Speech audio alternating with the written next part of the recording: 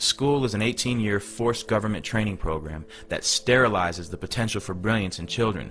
Those who actually survive schooling and survive conformity and continue on to think for themselves truly are a rare breed.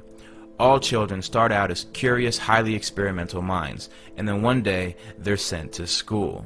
Mandatory schooling has never consisted of anything but the memorization of monotonous dead facts and training children to master repetitious behavior. For the greater part of their day, everything the child says must match the interest of their school teachers. Their behavior must coincide with a set policy and a set regulation. They cannot use the bathrooms without permission. If they wish to speak, they must raise their hands. And after every hour or so, a bell rings and everyone must move to it. It couldn't be any more slave-like. And this type of training becomes a ritual for the child. It becomes the plot background for their television shows and books, or the ideology taught to them by a teacher or a parent. An entire monoculture is being developed here, stripping children of their power to cause trouble for the state at an early age, training them to be good servants of the politically correct.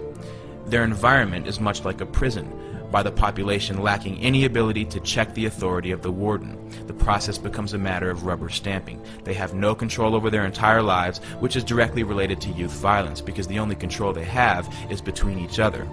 Mandatory schooling produces children who are either terrified of the tyranny of others or have been raised to perpetually exploit the conditions of others. It's just like the prison system. Forced cohabitation. The child's presence in certain buildings and their engagement in state-regulated behavior is under penalty of imprisonment. An entire army of truancy officers have been hired to make sure that no child is on the other side of the bars. At the end of 18 years of coercive state authority, the child is released into the world. It's like the end of an 18-year prison sentence. Now that you're trained to do as you're told, now you can be free. And the produce of these schools, or this state-controlled manufacturing operation, is a society willing to submit, to obey, and to listen. Forced behavior, which technically amounts to a type of slavery, will only inculcate a mindset of fear and terror. You need to be somewhere at a set time, either at the orders of an authority or a bell. Everyone in one mass shifts to another position or another place to engage in a new activity. They're trained to not only follow instruction, but they're also trained to follow a certain behavior.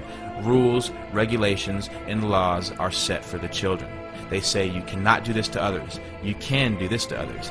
This is acceptable. This is not acceptable. Standards of culture, morality, and behavior are imprinted into these new young minds that are in the blossoming stages of development. Their minds are being intercepted by the state and molded to conform to state standards. The first lesson they teach you is the orders of authority. The second lesson is to work with each other to achieve the desired ends of those in control. If a group of children are taught to engage in the same behavior regardless of what they want to do, then they will never fight back as adults. And this is your group of tenants who will live in roaches and never call the health inspector. This is your group of citizens who is easily terrified by police officers into voluntarily giving up their rights. This is your group of workers who surrender their lives to the corporation who tells them how to dress, how to speak, what time to wake up, which means they essentially tell you what time to go to sleep if they tell you what time to wake up. This is nothing new. These are the fruits of mandatory schooling. If we look into the roots of 19th century industrialism, the Civil War demonstrated to industrialists and financiers how a standardized population trained to follow orders without significant thought could be made to function as a money tree. It's no surprise that global power and corporate wealth is based on a third-rate educational system that works against developing individuals of true character and true intellect. Because the mindless bureaucrat or the thoughtless worker who will follow a system without question is the pattern that our system depends on. And this is what school produces. The system is not designed to educate the public, which is why federal and state bureaucracies call the shots, not the parents, not the local school boards. Every law is harshly enforced with maximum punishments. The tone of a principal is much like the tone of a warden, with no check on his authority. They will always have a way of using coercive ability to enforce a standard on the population. Strict punishment awaits any kid who disobeys this ruling force, and there is no doubt that an active student body reflects positively on school administrators. It's like factory floor men. They're fulfilling their quotas to the inspecting superintendent of the local school district.